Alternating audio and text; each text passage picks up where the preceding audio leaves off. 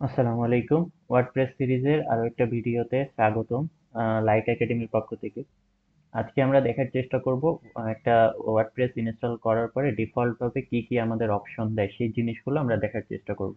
সবার প্রথমে আপনি ডাব্লিউপি অ্যাডমিন থেকে লগ ইন করলেই বা আপনি লোকাল সাইট থেকে ডাব্লিউপি অ্যাডমিন লগ ইনে আসলেই আপনি এরকম একটা ইন্টারফেসে চলে আসবেন।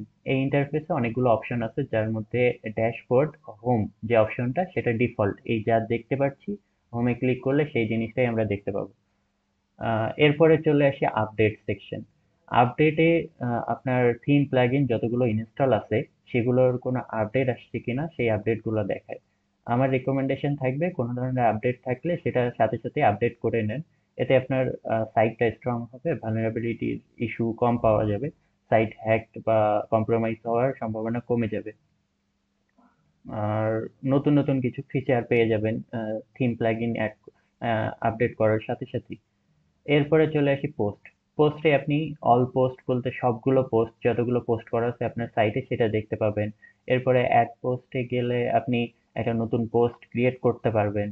এরপরে ক্যাটাগরি, তারপর ট্যাগ, মানে ওয়ার্ডপ্রেস আপনাকে সম্পূর্ণ নিজের মতো করে কাস্টমাইজেশন করার সম্পূর্ণ ফ্লেক্সিবিলিটি দিয়ে দেয়। এই জন্যই ওয়ার্ডপ্রেস এত সেরা ওয়েবসাইট ডিজাইন বা ব্লগের জন্য। এখানে ক্যাটাগরি, ট্যাগ এই জিনিসগুলো কিভাবে কাজ করে এগুলো আমরা বিস্তারিত পরে আরো ধারণা নেওয়ার চেষ্টা করব। এরপরে কিভাবে একটা পারফেক্ট পোস্ট লিখতে হয়, এসইও ফ্রেন্ডলি পোস্ট লিখতে হয় সেটাও আমরা দেখবো অবশ্যই। এরপরে চলে যাই মিডিয়া। এই মিডিয়াতে আপনার যত ফাইল আপলোড করা আছে, যেমন আমার একটা ইমেজ আপলোড করা আছে আমার সার্ভারে, তো সেটা দেখাচ্ছে। আহ, তারপরে যত ধরনের পিডিএফ হোক বা যে কোনো ধরনের ফাইল এখানে, যত মিডিয়া ফাইল সব মিডিয়া ফাইল এই জায়গায় আপনি এক এক জায়গায় পেয়ে যাবেন। এরপরে অ্যাড মিডিয়া ফাইল বলতে এখানে তো আপনি চাইলে আপলোড করে রাখতে পারেন কোনো মিডিয়া ফাইল, পরে ইউজ করলেন। এরপরে চলে যাই পেজে। পেজে আপনি এখানে প্রথমেই অপশন পাবেন অল পেজেস। অল পেজে চলে গেলে আপনার যতগুলো পেজ ক্রিয়েট করা আছে সেটা দেখতে পাবেন। তার মধ্যে প্রাইভেসি পলিসি, এটা ওয়ার্ডপ্রেসের ডিফল্ট হয়ে যায়, নিজে নিজেই ক্রিয়েট, আর স্যাম্পল পেজ এটাও স্যাম্পল হিসেবে চলে আসে। এখানে আপনি যখন অ্যাড পেজে ক্রিয়েট করবেন নতুন পেজ ক্রিয়েট হয়ে যাবে। পেজ ক্রিয়েশনে এখানে অনেক ডাইনামিক অপশন দেয় ওয়ার্ডপ্রেস। যেমন আপনি এক পেজ বা 10 পেজ বা মাল্টিপল পেজের ওয়েবসাইট সহজেই বানাইতে পারেন, এক এক পেজের ডিজাইন এক এক রকম রাখতে পারেন বা ল্যান্ডিং পেজ করতে পারেন। অনেকভাবেই অনেক কিছু করা যায়, এগুলো আমরা আস্তে আস্তে দেখার চেষ্টা করব। এরপরে হচ্ছে আপনি পেজ কিভাবে অ্যাড করবেন, নাম দিবেন কিভাবে, তারপর আহ, এই জায়গায় একটা অপশন থাকে স্ল্যাকটা কিভাবে সিলেক্ট করবেন। স্ল্যাক আবার এসইও তে অনেক বেশি ইফেক্ট ফেলে, তো সেটাও বুঝে শুনে দিতে হবে, সেটা কিভাবে দেবেন এগুলা নিয়ে আমরা আরো ধারণা নেব আস্তে আস্তে সিরিজে, আমাদের ওয়ার্ডপ্রেস সিরিজে। এরপরে তো কমেন্টস। কমেন্টসে গেলে আপনার হচ্ছে পোস্ট বা আপনার কোনো পেজে যদি কোনো ধরনের কমেন্ট অপশন ওপেন থাকে, সেখানে কেউ কমেন্ট করলে আপনি এই জায়গায় সহজেই মডারেট করতে পারবেন, মানে দেখতে পারবেন, আপনি চাইলে রাখতে পারবেন, চাইলে ডিলিট করে দিতে পারবেন, স্প্যামে ফেলে দিতে পারবেন, মানে স্প্যাম করতেছে কেউ সেটা করতে পারবেন। সবকিছুরই অপশন এখানে দেওয়া থাকে। এরপরে চলে যাব হচ্ছে অ্যাপিয়ারেন্স। এই অ্যাপিয়ারেন্সে অনেকগুলো অপশন আছে। যেমন আপনি এখান থেকে থিম ইনস্টল করতে পারেন। আমার এখানে যেমন ডিফল্ট 3টা থিম ইনস্টল করা আছে। এই থিমগুলো একেবারেই ওয়ার্ডপ্রেসের ডিফল্ট বাই ডিফল্ট চলে আসে। তো এগুলো আহ, এ- আমার এখন ইনস্টল আছে 2025। আমি যদি 4টা ইনস্টল করতে চাই অ্যাক্টিভেট বাটনে ক্লিক করলে এটা অ্যাক্টিভেট হয়ে যাবে। দেখেন এখানে চেঞ্জ হয়ে যাবে। ভিজিট সাইটে আমি যদি ওপেন ইন নিউ ট্যাব করি তাহলে এই যে সাইটটা এরকম হয়ে গেছে। এরপরে যদি আমি আবার আরেকটা 2023 এটা অ্যাক্টিভেট করে দিই তাহলে আমার ইন্টারফেসটা আবার কিছুটা চেঞ্জ হয়ে যাবে, দেখেন এই যে চেঞ্জ হয়ে গেল। এটাই হচ্ছে থিমের কাজ, যে আপনার সাইটটা কিরকম হবে, কিরকম দেখাবে, পুরো জিনিসটা মেনটেন করে বা কন্ট্রোল করে আপনার এই থিমগুলা। আহ, এটা আপনি লাইভ রিভিউয়ের মাধ্যমে এডিট করতে পারবেন, সবকিছুই করতে পারবেন। তো আমরা এত বিস্তারিত আজকে যাচ্ছি না, আমরা শুধু আজকে ড্যাশবোর্ড সম্পর্কে ধারণা নিচ্ছি, যার কারণে খুবই শর্টকাট আমি বিষয়গুলো জাস্ট টার্মগুলোর সাথে পরিচিত করার জন্য আমি বলে যাচ্ছি। এরপরে এডিটর। এডিটর অপশনে আপনি আপনার সাইটটাকে কিভাবে ডিজাইন করতে যাচ্ছেন, নেভিগেশন কেমন হবে, মেনু, তারপর পেজগুলো কোথায় লিঙ্কিং হবে, স্টাইল মানে ডিফল্ট স্টাইল, কালার কি হবে, ফন্ট কালার, তারপর হেডিং কালার, এই জিনিসগুলো কেমন হবে, তারপর টেমপ্লেট ইউজ করতে পারেন, অনেক কিছুই অপশন পাবেন এখানে। আমরা এখান থেকে ব্যাক করি। এরপরে চলে যাব প্লাগইন। প্লাগইন আরেকটা বিষয়, থিমস আর প্লাগইন ওয়ার্ডপ্রেসের দুইটা হচ্ছে মূলত প্রধান জিনিস। থিমটা আপনার দেখাতে সাহায্য করে যে আপনি কি রকম সাইটটা সৌন্দর্য বাড়াতে চান বা কিভাবে সাইটটা প্রেজেন্ট করতে চান মানুষের সামনে, ফ্রন্ট এন্ডটা কিভাবে দেখাতে চান সেটা দেখানোর জন্য বা সেটা কন্ট্রোল করার জন্য আমাদের থিম ইনস্টল করা লাগে বা থিম দিয়ে আমরা সেটাই করার চেষ্টা করি। আর প্লাগইন হচ্ছে এমন একটা বিষয়, ধরুন আপনার একটা সাইট আছে, ওয়ার্ডপ্রেস সাইট, আপনি ব্লগ সাইট, এর পাশাপাশি আপনি চাচ্ছেন আমি কিছু প্রোডাক্ট অ্যাড করব আমার সাইটে, আমার সাইটে কিছু প্রোডাক্ট অ্যাড করব যেটার আমার পেমেন্ট নেবে, তারপর অর্ডার গুলো ম্যানেজ করার সুবিধা হবে, এরকম কিছু আপনার দরকার।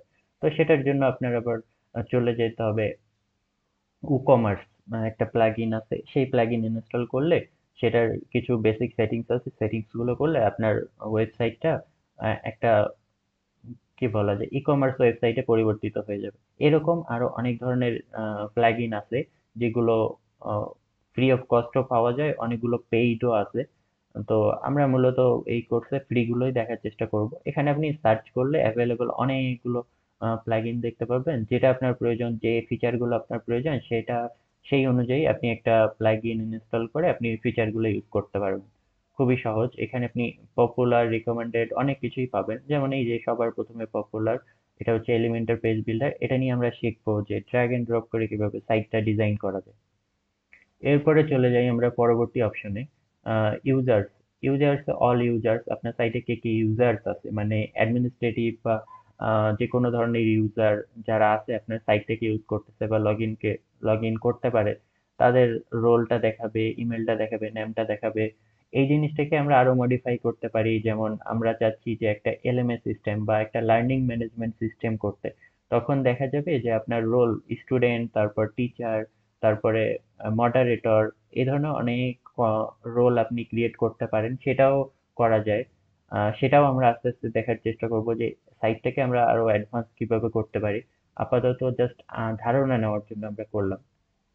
এরপরে আপনি অ্যাড ইউজার করতে চান বা প্রোফাইলটা দেখতে চান, প্রোফাইল আপডেট করতে চান আপনারা, সেটা করতে পারেন খুব ইজিলি এখান থেকে ক্লিক করে। এরপরে চলে যাই টুলস। টুলসে অনেক অপশন আছে, যেমন হচ্ছে অ্যাভেলেবল টুলস, ইম্পোর্ট এক্সপোর্ট। ধরুন আপনি অন্য কোনো সাইটে বা অন্য কোনো জায়গায় আপনার সাইটের কিছু ব্যাকআপ আছে, সেই ব্যাকআপ বা ব্যাকআপটা রিস্টোর করতে চান, অথবা আপনি আপনার সাইটটা পুরোটা ব্যাকআপটা আপনার লোকাল পিসিতে ডাউনলোড করে রাখতে চান। ধরুন কোনো সমস্যার কারণে সাইটটা নষ্ট হয়ে গেল, আপনি আপনার সেই ব্যাকআপ ইনস্টল করলে আবার ঠিক হয়ে যায়। এরকম অনেকগুলো ফিচার এখানে থাকে। এরপরে সাইট হেলথ, মানে সাইটের কি অবস্থা, কোথায় কোনো সমস্যা হচ্ছে কিনা, কোথাও সেটিংস করার প্রয়োজন আছে কিনা, সেটাও আমরা একটু দেখার চেষ্টা করি। এখানে অনেকগুলো অপশন দিবে যে আপনার রিকমেন্ডেশন, দুইটা রিকমেন্ডেশন আছে, কি কি এগুলো পড়তে পারেন, দেখতে পারেন। যেমন আমার পিএইচপি ওল্ড ভার্সনে রান হচ্ছে, এখানে দেখে আমি আপডেট করতে পারি। এরপরে আমার সার্ভার সম্পর্কে, ডাটাবেস সম্পর্কে, সবকিছু সম্পর্কে আইডিয়া দিবে, কয়টা থিম আছে, কয়টা প্লাগইন আছে, তারপর সাইজ, ডিরেক্টরি সাইজ, এইসব কিছু নিয়ে আমাদের আইডিয়া দিয়ে দিবে এখানে সুন্দরভাবে।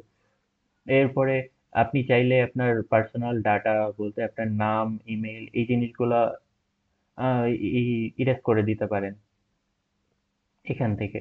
এরপরে থিম ফাইল এডিট করতে পারেন, প্লাগইন ফাইল এডিট করতে পারেন। ধরুন আপনি কোডিং জানেন, পিএইচপি কোডিং জানেন, কিছুটা বেসিক কিছু কোড করে আপনার কিছু একটা ফিচারের জন্য কোড আপডেট করা লাগতেছে থিম অথবা প্লাগইনের, আপনি এখান থেকে সহজেই করে দিতে পারবেন। এখানে অনেকগুলো অপশন থাকবে। আপনি থিম জাস্ট জেসন আছে, তারপর টেমপ্লেটস এ যাবেন, এখানে এইচটিএমএল ফাইলগুলো আছে, আপনি ডিজাইন কিছুটা চেঞ্জ করতে চাইলে করতে পারেন।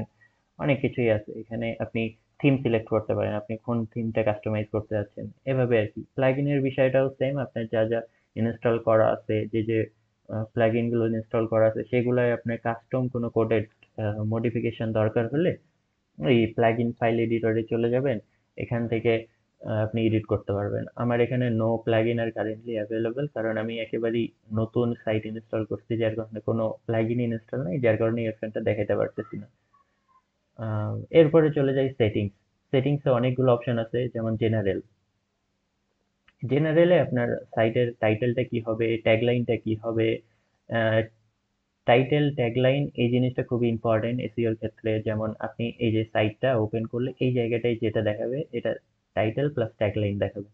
এরপরে আপনি সাইটের আইকন দেখাতে যাচ্ছেন, যেমন এখন আমার ডিফল্ট ওয়ার্ডপ্রেসের আইকনটা হয়ে আছে, এটা আমি চেঞ্জ করতে চাইলে এখান থেকে আপলোড করে দিলে, একটা আইকন আপলোড করে দিলে 512 বাই 512 পিক্সেল আপলোড করে দিলে এই আইকনটা চেঞ্জ হয়ে যাবে। এরপর ওয়ার্ডপ্রেস ইউআরএল, সাইট ইউআরএল, এরপরে আমার অ্যাডমিনিস্ট্রেটিভ ইমেইল কি আছে না আছে, তারপর এই জিনিসগুলো আমি দেখতে পারবো। এবার আমি টাইম ফরম্যাট চেঞ্জ করতে পারবো, আমি কোন টাইম ফরম্যাটটা প্রিফার করতেছি। এরপরে টাইম ফরম্যাট, তারপর উইক স্টার্ট কবে থেকে হয় আপনার এখানে, আপনার টাইম জোন অনুযায়ী আপনি দিতে পারেন।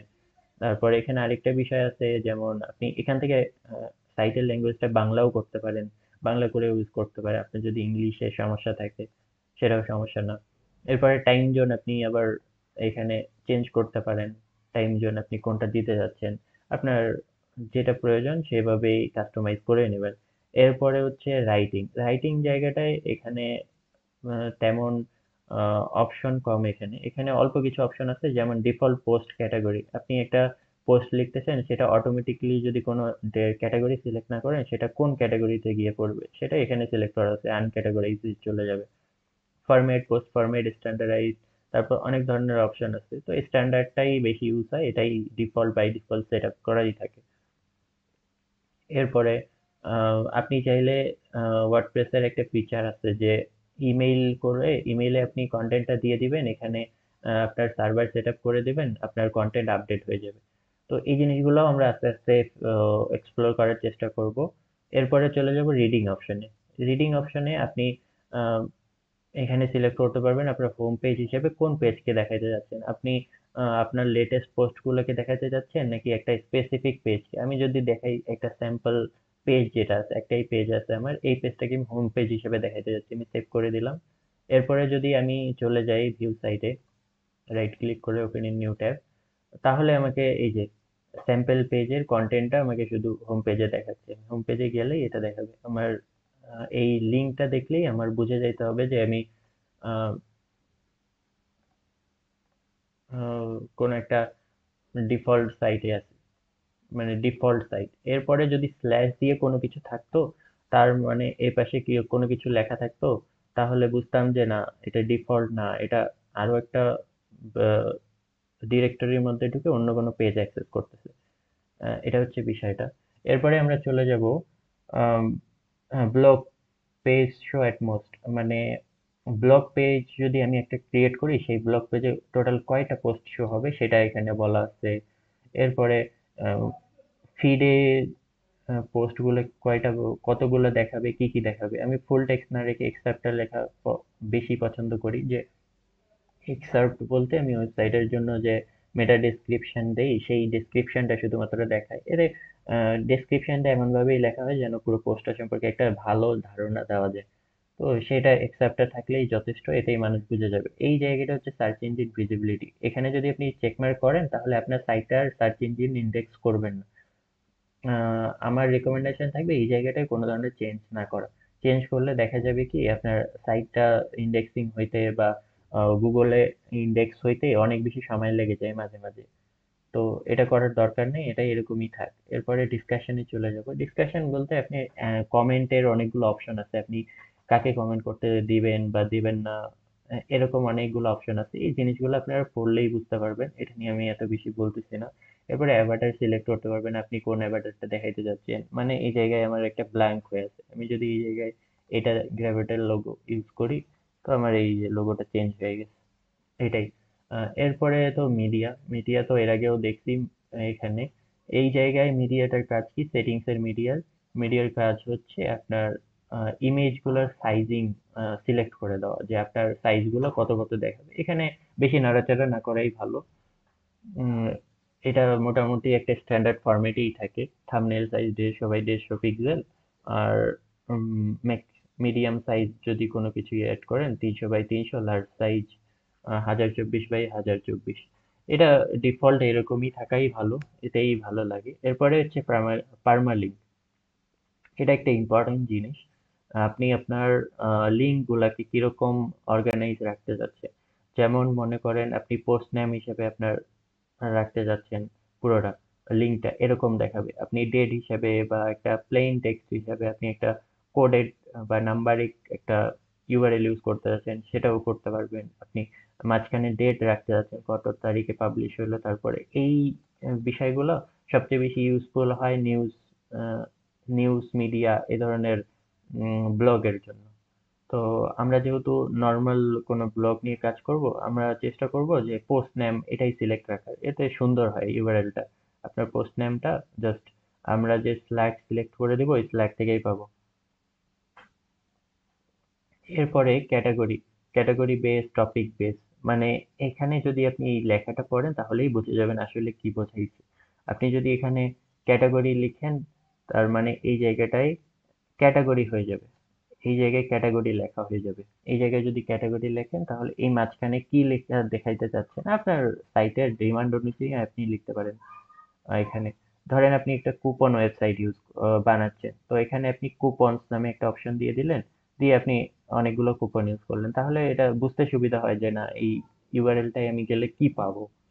এরপরে চলে আসবে প্রাইভেসি। প্রাইভেসিতে একটাই অপশন আছে, সেটা হচ্ছে আপনার প্রাইভেসি পলিসি পেজটা জেনারেট করা, বা সেটা বাই ডিফল্ট দেওয়াই থাকে। ওয়ার্ডপ্রেসের পুরোটা সেট আপ করাই থাকে, আপনি জাস্ট এখান থেকে সেটিংস করে নেবেন। প্রাইভেসি পলিসি মাস্ট দিতেই হয়, যার কারণে এটা বাই ডিফল্ট ওয়ার্ডপ্রেসই ক্রিয়েট করে দেয়। এরপরে সর্বশেষ যে মেনুটা হচ্ছে কলাপস মেনু আপনার এই সাইড বারটা ভিতরে ঢুকে যাবে, জাস্ট আইকন গুলো থাকবে, একটু মিনিমাল দেখাবে আর কি, এই কারণে। এরপরে ডান সাইডে কিছু অপশন আছে, অ্যাডমিন এখানে লগ আউট, আপনি অ্যাডমিন এরিয়া থেকে অ্যাডমিন অ্যাক্সেস থেকে আপনি লগ আউট করে আপনি নর্মাল অ্যাক্সেসে গিয়ে আপনার সাইটটা দেখতে যাচ্ছেন, তো এখান থেকে লগ আউট করে আপনি দেখতে পারবেন। এরপরে এডিট প্রোফাইল করে আপনার অ্যাডমিন প্রোফাইলের যে ডিটেলস গুলো যদি চেঞ্জ করতে চান, আপডেট করতে চান, সেটা করতে পারবেন। ব্যাস, আজকে আমরা এইটুকুই দেখার চেষ্টা করলাম। এখান থেকে আরেকটা জিনিস আছে উপরের দিকে, পোস্ট মিডিয়া পেজ ইউজার, মানে শর্টকাট। আপনি পোস্ট অ্যাক্সেস করতে যাচ্ছেন, এখান থেকে ক্লিক করতে পারেন। মিডিয়া, তারপরে পেজ, ইউজার, এই অপশনগুলো পেয়ে গেলেন। এরপরে আরেকটা বিষয় আছে এখানে, আপনি যদি কোনো একটা পেজে চলে যান, ধরেন এই পেজে, এটা যদি আমি রিলোড দিই, আমার পেজ চেঞ্জ হয়ে গেছে অলরেডি। আপনি এই পেজটা এডিট করতে যাচ্ছেন, এই জায়গায় অপশন চলে আসবে, ওই পেজে চলে যাবেন, উপরের দিকে দেখবেন, আপনি যদি অ্যাডমিন অ্যাক্সেস করে থাকেন তাহলে এডিট পেজ নামে একটা অপশন পাবেন, এখানে চলে যাবেন। গেলেই আপনি এই পেজটাকে মডিফাই করতে পারবেন, মডিফাই করে আবার পাবলিশ করে দিবেন এখান থেকে। ব্যাস, হয়ে গেল। আহ আজকের জন্য আমাদের ভিডিওটা এই পর্যন্তই। আশা করি আপনারা বেসিক ধারণাটা পেয়েছেন যে ওয়ার্ডপ্রেসের ড্যাশবোর্ডটা কি কি থাকে। এই জিনিসগুলো আপনারাও একটু নিজে এক্সপ্লোর করার চেষ্টা করবেন, তাহলে বুঝতে সুবিধা হবে। আমি যখন কোনো কিছু টেকনিক্যাল টার্ম বলবো তখন আপনাদের বুঝতে সমস্যা হবে না। পরবর্তীতে আমরা দেখার চেষ্টা করব কিভাবে আমরা আরো ভালোভাবে আমাদের সাইটটাকে গুছাইতে পারি, থিম প্লাগইন ইনস্টল করতে পারি। এই জিনিসগুলো দেখার চেষ্টা করব। আজকে এই পর্যন্তই, আমি বিদায় নিচ্ছি। আসসালামু আলাইকুম।